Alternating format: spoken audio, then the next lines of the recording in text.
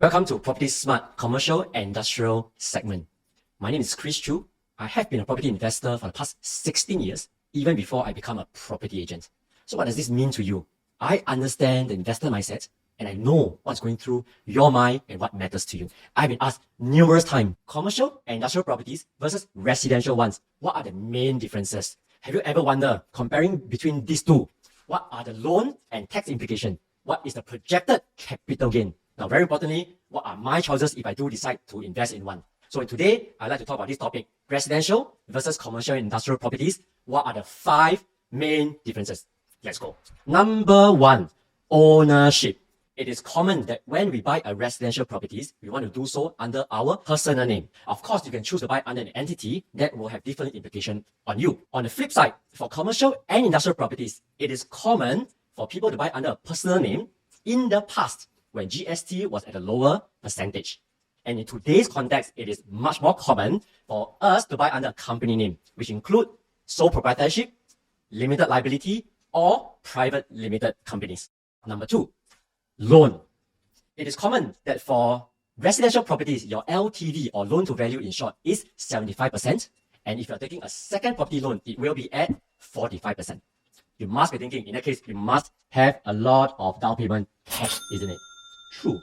That's where you can have other choices. Commercial ones, you can take a loan of up to 80 or even 90%, regardless of how many property loans you already have. So at this moment, you must be thinking, hey, that gives me a lot of flexibility to buy numerous commercial and industrial properties, and yet my down payment will be kept to a minimum. Tax. Additional buyer stamp duty typically apply for all residential properties purchased, especially if you are buying under an entity. So that will incur you of up to over 35% in additional buyer stamp duty. If you are considering to buy a commercial and industrial one, additional buyer stamp duty typically does not apply. SSD apply for industrial properties, but not commercial properties, which include shop houses, or offices. Now, GST is the big topic right now because we have just increased in our GST. Now, GST typically applies only if the vendor or the seller is GST registered. Imagine you're buying this from a vendor who is under a personal name and not GST registered. Hey, you know what? You save yourself a big sum of money from GST. 4th topic. This is an interesting one. Price. If we are to go on any major property portal and we do a search for buying quantum up to 600,000, we discovered under the residential segment, we can only find 14 listings, which include a 431 square feet unit at the Hilford or a studio unit in Geylang. Of course, that excites you. Please go ahead. And if you want alternative choices, right, we can then look at Commercial Guru, set the same parameter at 600,000 buying price. Over 720 listings came up in life. Isn't it great to have choices? Exciting ones include Vega Tower, a 1,000 square feet unit for sale at 560,000. And there's a shop in Bukit Timah Plaza, depending on what excites you. Many choices. Capital appreciation is always the biggest hot topic.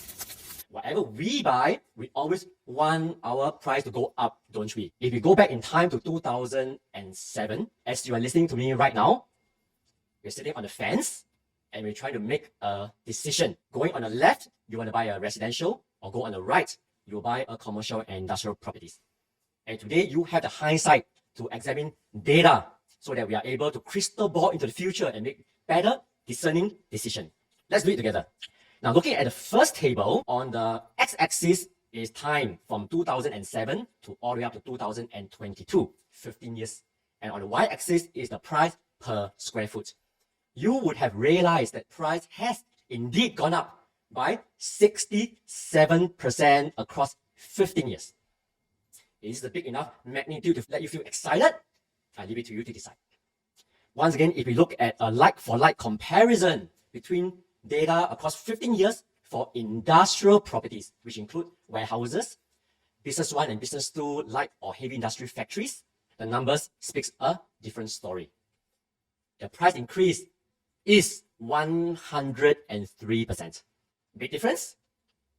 You decide. Now, if you had to examine commercial properties, which include offices, shop houses, and shops, Across the same apple and apple comparison of 15 years, we discover the increase is 126%. So once again, if we had to go back in time and sit on the fence, should I fall left and be able to gain only 7%? Or your property price could have gone up by 126%. That's life. Ownership, loan, tax, price, capital appreciation. With this firm understanding of the 5 main differences between residential and commercial industrial properties, I'm sure you are now in a better position to decide what's best for you and your loved ones. Thank you for joining us at PropertySMART. Do like and subscribe to our channel. Do stay tuned to our next episode real soon.